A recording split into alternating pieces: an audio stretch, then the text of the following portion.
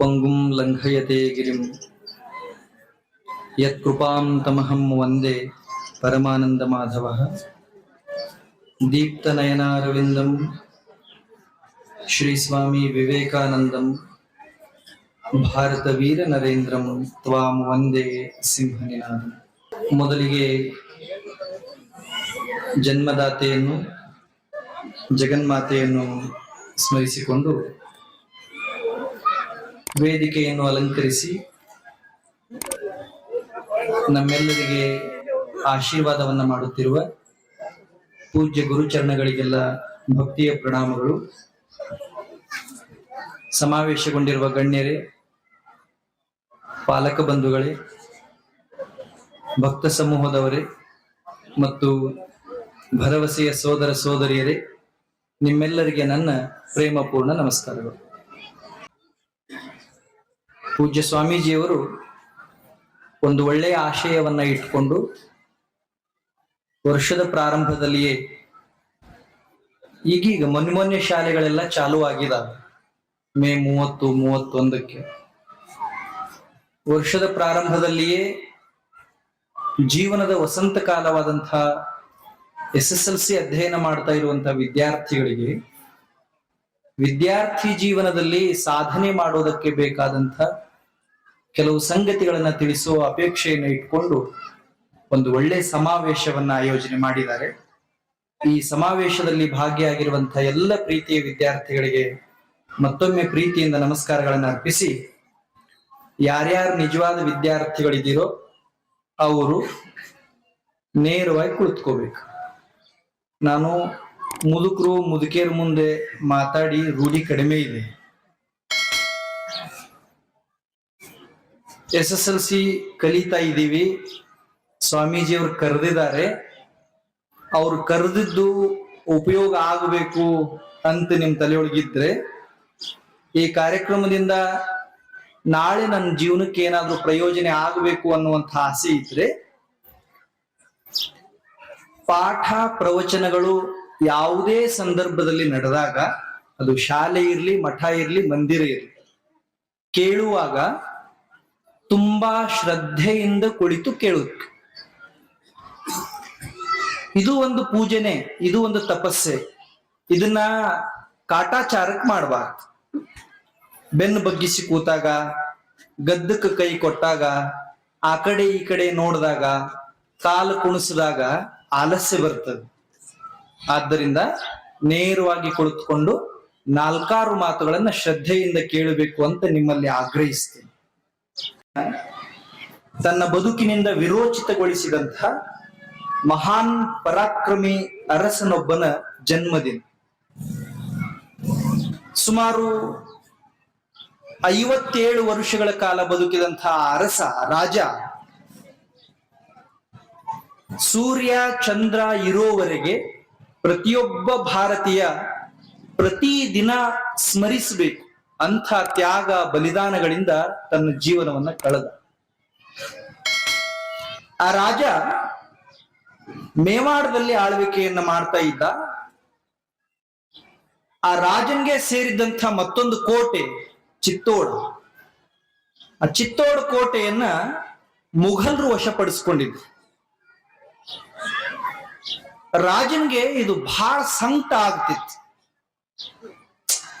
ನಮ್ಮೂರು, ನಮ್ ಕೋಟೆ, ನಮ್ ಸಂಪತ್ತು ಬೇರೆ ರಾಜನ ಕೈ ಒಳಗಡೆ ಇದೆಯಲ್ಲ, ಏನಾದ್ರೂ ಮಾಡಿ ಅದನ್ನು ವಶಪಡಿಸ್ಕೋಬೇಕು ಅಂತ ಪ್ರತಿಜ್ಞೆ ಮಾಡಿದ್ದ. ಎಂಥ ಪ್ರತಿಜ್ಞೆ ಮಾಡಿದ್ದ ಅಂದ್ರೆ, ಚಿತ್ತೋಡ್ ಸಾಮ್ರಾಜ್ಯದ ಕೋಟೆಯ ಮೇಲೆ ನಮ್ಮ ಧ್ವಜ ಹಾರುವವರೆಗೆ ಹಾಸಿಗೆಯ ಮೇಲೆ ಮಲಗೋದಿಲ್ಲ, ತಟ್ಟೆಯಲ್ಲಿ ಊಟ ಮಾಡೋದಿಲ್ಲ ಅಂತ ರಾಜ ಪ್ರತಿಜ್ಞೆ ಮಾಡಿದ್ದ. ಅವನ ಒಳಗಡೆ ಎಂಥ ಕೆಚ್ಚಿತ್ತು ಅಂದ್ರೆ, ಎಂಥ ಧೈರ್ಯ ಇತ್ತು ಅಂದ್ರೆ, ಎಂಥ ಪ್ರೇಮ ಇತ್ತು ನಾಡಿನ ಮೇಲೆ ಅಂದ್ರೆ, ಆತ ಸಾಮ್ರಾಟ ಆಗಿದ್ರು ತಲೆ ಮೇಲೆ ಕಿರೀಟ ಹಾಕೊಳ್ಳಿಲ್ಲ, ಸುಖದ ಸುಪ್ಪತ್ತಿಗೆಯಲ್ಲಿ ಮಲಗಲಿಲ್ಲ. ಇಡೀ ಜೀವನ ಪೂರ್ತಿ ಕೋಟೆಯನ್ನು ವಶ ಮಾಡಿಕೊಳ್ಳೋದಕ್ಕೆ ತನ್ನ ಹೆಂಡತಿ ಮಕ್ಕಳನ್ನು ಕರ್ಕೊಂಡು ಕಾಡಿನೊಳಗಡೆ ಅಲಿಮಾರಿಯ ಹಾಗೆ ಬದುಕೋ ಪರಿಸ್ಥಿತಿ ಬಂದಿತ್ತು. ಈಗೂ ನಾನು ಮೊನ್ನೆ ನೋಡಿದೆ, ಆ ರಾಜನ ವಂಶಸ್ಥರು ಇವತ್ತಿಗೂ ತಾವು ಮಲಗೋ ಹಾಸಿಗೆ ಕೆಳಗಡೆ ಚಾಪೆ ಹಾಸ್ಕೋತಾರಂತೆ, ಊಟ ಮಾಡೋ ತಟ್ಟೆ ಕೆಳಗಡೆ ಒಂದ್ ಬಾಳೆ ಎಲೆ ಇಟ್ಕೊಳ್ತಾರಂತೆ. ಯಾಕೆ ಅಂದ್ರೆ ಆ ರಾಜ ಮಾಡಿದಂಥ ಪ್ರತಿಜ್ಞೆ. ಒಮ್ಮೆ ಏನಾಯ್ತು, ಆ ರಾಜನಿಗೂ ಮತ್ತು ಚಿತ್ತೋರ್ ಕೋಟೆಯ ಮಾಲೀಕತ್ವವನ್ನ ಪಡ್ಕೊಂಡಂತ ಮುಘಲರ ರಾಜನಿಗೂ ಯುದ್ಧ ಚಾಲುವಾಯಿತು. 1575 ಇಸ್ವಿ. ಅಲ್ಲೊಂದು ಪ್ರದೇಶ ಇತ್ತು, ಒಂದು ಕಣಿವೆ ಪ್ರದೇಶ. ಮುಘಲರ ರಾಜ ಅಕ್ಬರ್ನಿಗೆ ಮತ್ತು ಈ ರಾಜನಿಗೆ, ಯಾವ ರಾಜನಿಗೆ? ಈ ರಾಜನಿಗೆ ಯುದ್ಧ ಪ್ರಾರಂಭ ಆಯಿತು. ಆ ಯುದ್ಧ ನಡೆದ ಪ್ರದೇಶಕ್ಕೆ ಹಳದಿ ಘಾಟ್ ಅಂತ ಕರೀತಾರೆ. ಅದಕ್ಕೆ ಯಾಕೆ ಹಳದಿ ಘಾಟ್ ಅಂತ ಕರೀತಾರೆ ಅಂದ್ರೆ, ಆ ಇಡೀ ಪ್ರದೇಶದಲ್ಲಿರುವಂತಹ ಮಣ್ಣು ಹಳದಿ ಬಣ್ಣದಲ್ಲಿ ಈಗೂ ಇದೆ. ಯುದ್ಧ ಪ್ರಾರಂಭ ಆಯಿತು. ಈ ರಾಜನ ಕಡೆ ಸೈನಿಕರು, ಆ ರಾಜನ ಕಡೆ ಸೈನಿಕರು ವಿರೋಚಿತವಾದ ಹೋರಾಟ ಪ್ರಾರಂಭ ಮಾಡಿದ್ರು. ಕುದುರೆಗಳ ಮೇಲೆ ಕೂತಂತಹ ಸೈನಿಕರ ಕೈಯಲ್ಲಿದ್ದಂತಹ ಕತ್ತಿ ಸೂರ್ಯನ ಬೆಳಕಿಗೆ ಝಳಪಿಸಿದ್ರೆ 1000 ಸೂರ್ಯರ ಪ್ರಕಾಶ ಆ ಹಳದಿ ಘಾಟ್ನಲ್ಲಿ ರಣರಣಿಸ್ತಿತ್ತು ಅಂತ ಇತಿಹಾಸಕಾರರು ಬರೀತಾರೆ. ಹಿಂಗೊಂದ್ ಸಂದರ್ಭ ನಿರ್ಮಾಣ ಆಯಿತು. ವೈರಿ ರಾಜನ್ ಕೈ ಮೇಲಾಯಿತು. ಈ ಮಣ್ಣಿನ ರಾಜ ಸೋಲ್ಬೇಕಾದ ಪ್ರಸಂಗ ಬಂತು.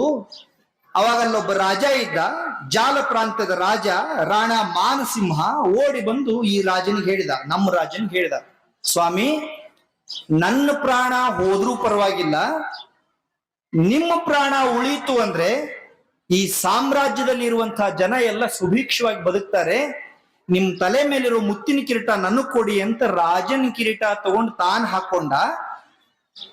ಓಡಿ ಬರೋ ವೈರಿ ಸೈನಿಕರನ್ನೆಲ್ಲ ತನ್ನ ಹಿಂದ್ ಕರ್ಕೊಂಡು ಬೇರೆ ಕಡೆಗೆ ಹೋದ. ವೈರಿಗಳೆಲ್ಲ ಅವನೇ ರಾಜ ಅಂತ ತಿಳ್ಕೊಂಡು ಅವನ್ ಪ್ರಾಣ ತೆಗೆದ್ರು. ಆದ್ರೆ ಮುತ್ತಿನ ಕಿರೀಟ ತೆಗೆದಿಟ್ಟು ರಾಜ ಇದ್ನಲ್ಲ, ಅವನೊಂದು ಕುದುರೆ ಮೇಲೆ ಕೂತಿದ್ದ. ಆ ಕುದುರೆ ತುಂಬಾ ವೇಗವಾಗಿ ದೂರ ಓಡಿ ಹೋಗಿ ರಾಜನ್ನ ವೈರಿಗಳಿಂದ ಕಾಪಾಡ್ತು ಮತ್ತು ರಾಜನ್ ತೊಡೆ ಮೇಲೆ ತಲೆ ಇಟ್ಟು ಪ್ರಾಣ ಬಿಡ್ತು. ಆ ಕುದುರೆ ಹೆಸರು ಚೇತಕ್ ಅಂತ ಇತ್ತು. ಇವತ್ತಿಗೂ ಮೇವಾಡ, ಚಿತ್ತೋಡ, ಸಿಸೋದಿಯಾ ಭಾಗದಲ್ಲಿ ಯಾವುದೇ ಮನೆಯೊಳಗಡೆ ಹುಟ್ಟೋ ಮೊದಲನೇ ಮಗುವಿಗೆ ಗಂಡಿರ್ಲಿ ಹೆಣ್ಣಿರ್ಲಿ ಚೇತಕ್ ಅಂತಾನೆ ಹೆಸರಿಡ್ತಾರೆ. ಅಮ್ಮ ಅವ್ರು ಹೇಳ್ತಿದ್ರಲ್ಲ, ನನ್ನ ಭಾರತ ನನ್ನ ಭಾರತ ಅಂತ. ಕುದುರೆಗೂ ಕೂಡ ಅತ್ಯಂತ ದೊಡ್ಡ ಗೌರವವನ್ನ ಕೊಟ್ಟಂತ ದೇಶ ಭಾರತ ದೇಶ. ಚೇತಕ್. ಆ ಚೇತಕ್ ಕುದುರೆ ಮೇಲೆ ಕೂತು ರಾಜ್ಯಕ್ಕಾಗಿ ತನ್ನ ಸುಖ ಸಂಪತ್ತು ಎಲ್ಲವನ್ನ ತ್ಯಾಗ ಮಾಡಿದ ಆ ರಾಜನ ಹೆಸರೇ ಮಹಾರಾಣ ಪ್ರತಾಪ. ಅಂಥ ಮಹಾರಾಣ ಪ್ರತಾಪ್ ಹುಟ್ಟಿದ ದಿನ ಇದು. ಆ ರಾಜನ ಬರ್ತ್ಡೇ ದಿನ ಸ್ವಾಮೀಜಿಯವ್ರ ಮುಂದೆ ನೀವೆಲ್ಲ ಕೂತಿದ್ದೀರಿ ಅಂದ್ರೆ ಏನೋ ಒಂದು ಶುಭ ಸಂಕೇತ ಇದೆ ಅಂತ ನೀವೆಲ್ಲ ಭಾವಿಸ್ಬೇಕು. ಪ್ರೀತಿಯ ವಿದ್ಯಾರ್ಥಿಗಳೇ, ಅಂಥ ಮಹಾರಾಣ ಪ್ರತಾಪನ ವಂಶಸ್ಥರು ನಾವು. ಅವನ ಆದರ್ಶಗಳನ್ನ, ಕನಸುಗಳನ್ನ, ದೂರದೃಷ್ಟಿಯನ್ನ ನಾವೆಲ್ಲ ಅರ್ಥ ಮಾಡಿಕೊಂಡ್ರೆ ಅವರ ತ್ಯಾಗ ಬಲಿದಾನಗಳಿಗೆ ಒಂದು ಅರ್ಥ ಬರುತ್ತೆ ಅನ್ನೋ ಮಾತನ್ನ ಹೇಳಿ ನನ್ನ ಉಪನ್ಯಾಸವನ್ನ ಏನ್ ಮಾಡ್ಲಿ, 100 ಕಿಲೋಮೀಟರ್ ಇಂದ ಬಂದೇನೆ, ಪ್ರಾರಂಭ ಮಾಡ್ತೀನಿ. ಒಮ್ಮೆ ಎಲ್ಲರೂ ಮಹಾರಾಣಾ ಪ್ರತಾಪ್ಗೆ ಚಪ್ಪಾಳೆ ತಟ್ಟೋಣ.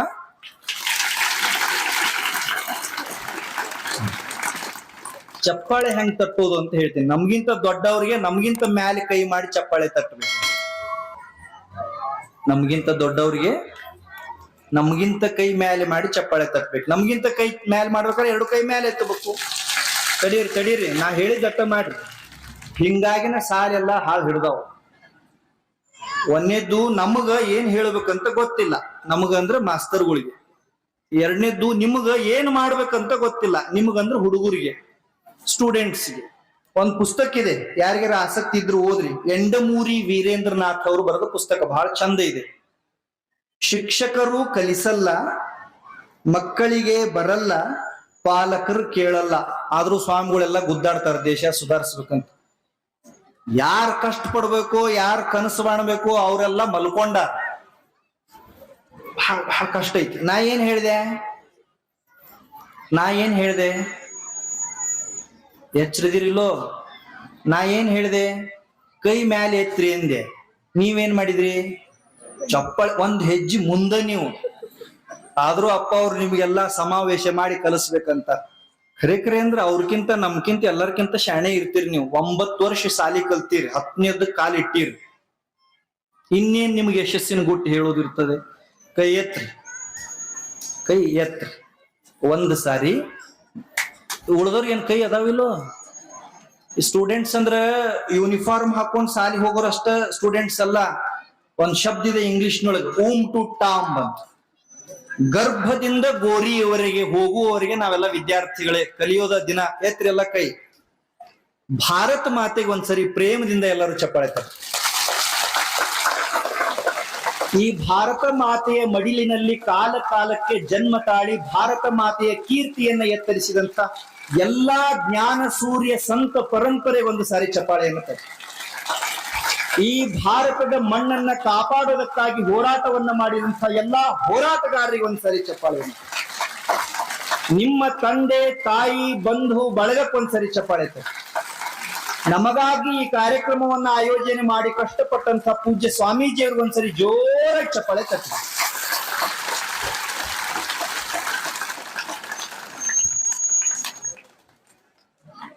ಮಾತಾಡ್ಬೇಡ್ರಿ, ನಿಮ್ ಬಾಯಿ ಬಂದ್ ಮಾಡೋ ಸಲುವಾಗಿ ಕೈ ಕೆಲಸ ಕೊಟ್ಟೆನ್ನ. 20 ವರ್ಷ ಶಾಲ್ಯಾಗ ಚಪ್ಪಾಳೆ ತಟ್ಟಿನ ಮ್ಯಾಗ ಮಾತಾಡ್ಬಾರ್ದಂತ ಅರ್ಥ. ಅದಕ್ಕ ಅಜ್ಜವ್ರಿಗೆ ಹೇಳಿದ್ದೆ ನಾನು, ಒಟ್ಟ ಶಾಲ್ಯಾಗಿನ ಹುಡುಗರು ಅಂದ್ರೆ ಶಾಲ್ಯಾಗಿನ ಹುಡುಗರ್ನ ಅಷ್ಟ ಕೂಡುದು. ಅವ್ರದ್ದು ಕಳ್ಳ ದ್ವಾಡ್ದ, ಬಳ್ಳಿನೂ ದ್ವಾಡ್ದ. ನಮ್ಮ ಕಳ್ಳು ಒಂದ್ ಸ್ವಲ್ಪ ಸಣ್ಣವ, ಬಳ್ಳಿನೂ ಸಣ್ಣವ. ಹಿಂಗಾಗಿ ಅವ್ರೆಲ್ಲರನ್ನೂ ಕೂಡ್ಸ್ಯಾರ. ನಾ ಅಂದಿದ್ದೆ ಅಪ್ಪಾಜಿ ಅವ್ರಿಗೆ, SSLC ಅಂದ್ರೆ SSLC ಅಷ್ಟ ಇರ್ಬೇಕ್ರಿ ಬುದ್ಧಿ ಅಂತ. ಅವ್ರ ಕಳ್ಳ ದ್ವಾಡ್ದಲ್ಲ, ಇರ್ಲಿ.